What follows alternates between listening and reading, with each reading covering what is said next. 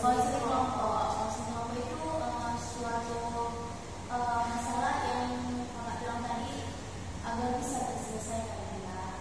Tujuannya itu bisa melatih kekompakan dan bisa melatih kekompakan dari kelompok diskusi kita yang ada. Asal tulisnya itu kerahasiaan bukan memang supaya yang berkaitan dengan kita ya. Kalau setiap kali kita ice breaking dulu ya, dengan semangat dikit. Ya, tepuk semangat. Nanti kalian tepuk semangat. Semangat. Semangat. Gitu ya. Ya, Kak. Tepuk semangat. Semangat. Semangat.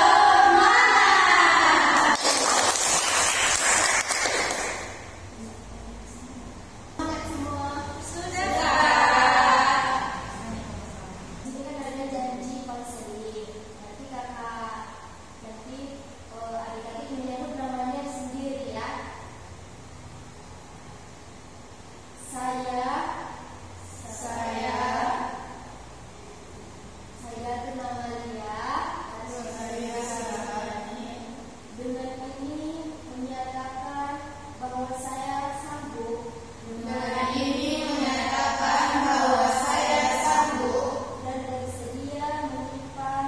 Dan bersedia menyimpan, menjaga, memelihara,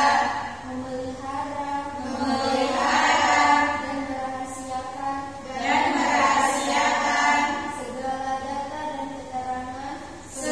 data dan keterangan yang disampaikan dalam kelompok ini. Yang mana data dan keterangan yang disampaikan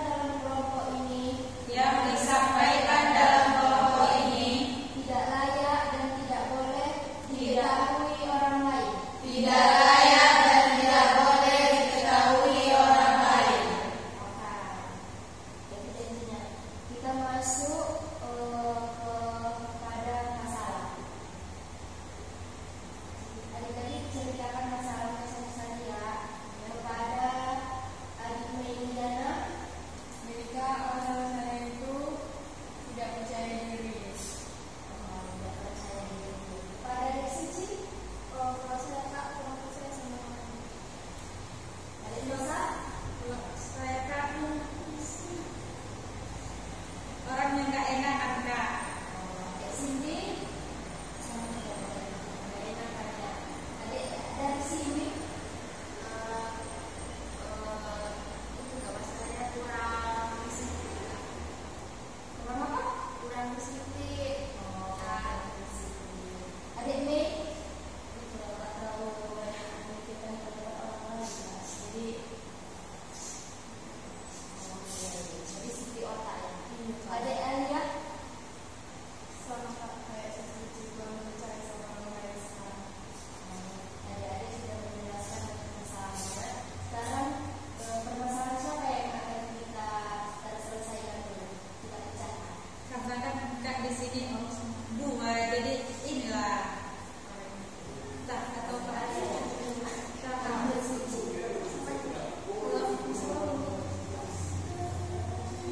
Tadi dalam kegiatan ini membicarakan masalah tidak percaya sama orang tadi ya. Bisa deh coba jelaskan gimana nggak percaya sama orang? Gini lah, Kak. Bukan cuma satu orang, makanya jadi nggak percaya sama semua orang. Yang betul pun nanti yang dibilangnya itu merasa nggak percaya kita gitu kan. Jadi dari yang berkawan berteman berkawan sama dia, kayak kita udah merasa dia itu kawan kita gitu kan. Tapi ternyata dia itu nggak menganggap kita sedekat itu kan. Kita udah menganggap dia kayak sahabat sedekat Nabi. Baru ternyata dia itu cuma menganggap kita kayak sebatas teman, kayak sebatas kenal aja gitu.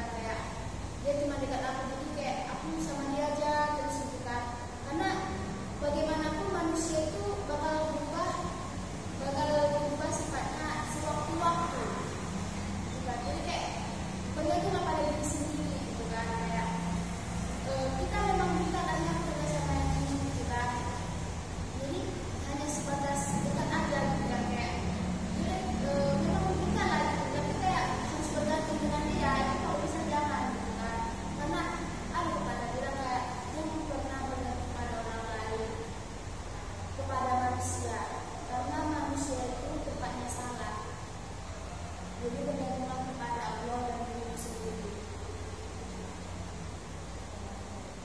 Ada lagi? Sebenarnya tanggapan saya, sebenarnya kalau percaya sama orang lain kita nggak berharap apa-apa, Bapak. Tapi setidaknya namanya pertemanan itu sedikit respect lah. Maksudnya enggak, itu kan kayak harapan juga ya, kita nggak mengharapkan bertemu. Tapi yang namanya pertemanan murni lah. Kalau misalnya yang cakap-cakap apa ya, boleh saya cakap menurut dia yang tak baik, kamu langsung aja. Saya Kak, Kepada saat ini saya silakan. menurut saya kan, kalau misalnya udah tahu kita sifat dia kayak gitu, udah menjauh lah dari dia gitu, kayak udah bodo amat lah dari apa tentang dia, jangan dia apa-apa lagi gitu. Pada saat ini, maaf ya, saya bisa. Kalau menurutku tidak usah berjauh, jaga jarak saja. Kalau menjauh itu kan sebenarnya iya kan sebenarnya kita sudah berteman. Mungkin kita beri batasan kepada dia. Jadi menurut saya jaga batasan aja. Nah, kan sebelumnya kita udah tahu kan seperti ini. Sedikit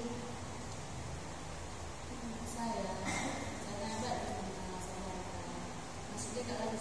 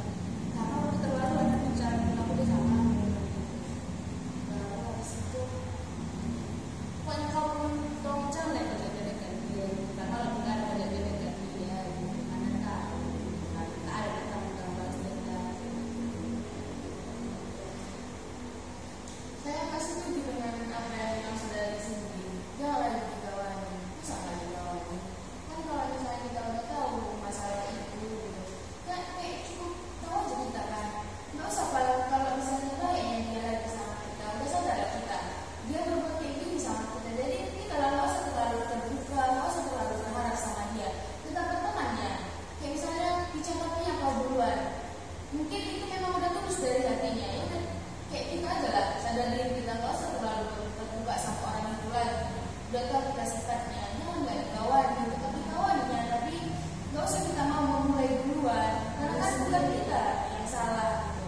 Jadi kemana aja bisa cakapinya tahu, ya udah kita cakapi balik aja. Apa salah kita? Kalau memang dia yang gitu, jangan gitu kita. Kalau dia yang jualan kan jualan kita, gitu lah. Maksudnya dulu yang dimaksud dari sini itu nggak ditemani.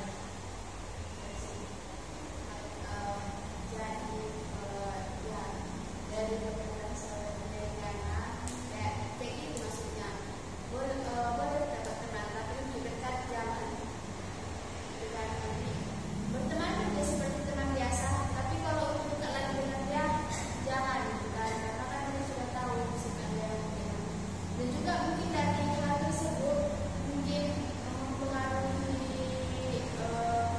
saudari Alia kan kayak ini punya trauma gitu kan, jadinya kayak gak percaya lagi sama orang lain ya kan. Jadi memang ketika kita sudah dikhianati itu bakal sulit percaya lagi dengan orang lain juga, padahal orang lain itu belum tentu melakukan hal tersebut yang sama yang dilakukan orang sebelumnya gitu kan. Nah itu kayak kadang kita nggak tahu ya kan, jadi kayak bagaimana aja memang bisa kita berteman dekat dengan orang, tapi jangan terlalu berharap sama dia, jangan terlalu kita bergantung sama dia, karena ketika kita terlalu percaya sama seseorang itu kapan saja seseorang itu bisa mengkhianati dengan kita. Jadi kayak bergantung pada diri sendiri dan kepada Allah dan kepada diri kita. Jadi jangan pernah bergantung pada manusia.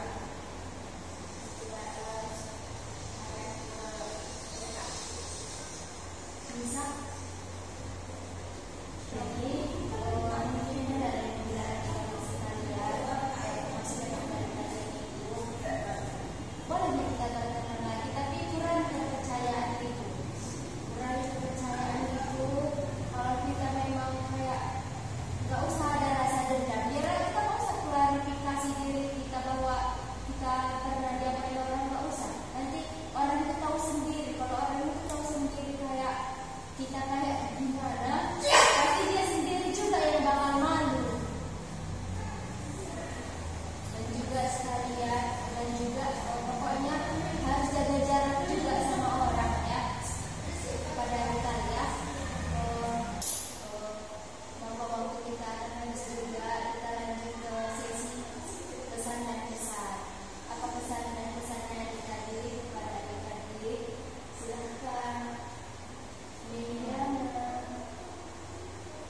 Jadi kesannya dari pertemuan kita ini saya bisa mendapatkan, mungkin bukan hanya saya, kita bisa mendapatkan pelajaran baru, motivasi baru yang enggak kita dapatkan di luar gitu. Sekarang kita bisa mendapatkan, apalagi tentang masalah ini kita bisa mendapatkan pelajaran dan kita juga bisa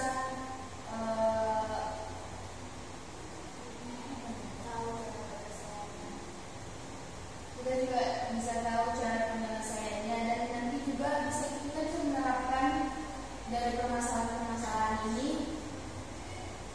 dan semoga kita lebih baik lagi ke depannya.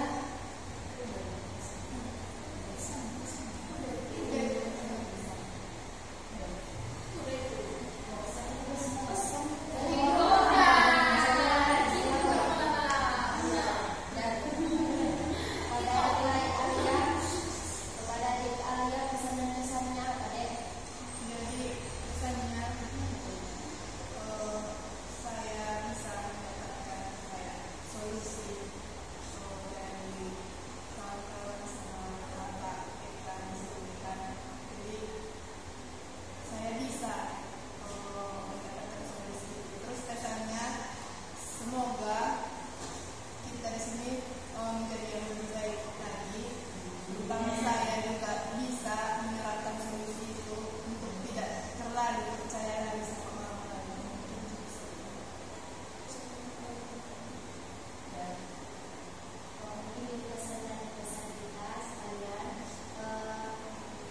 pertemuan selanjutnya kapan kita lanjutkan lagi?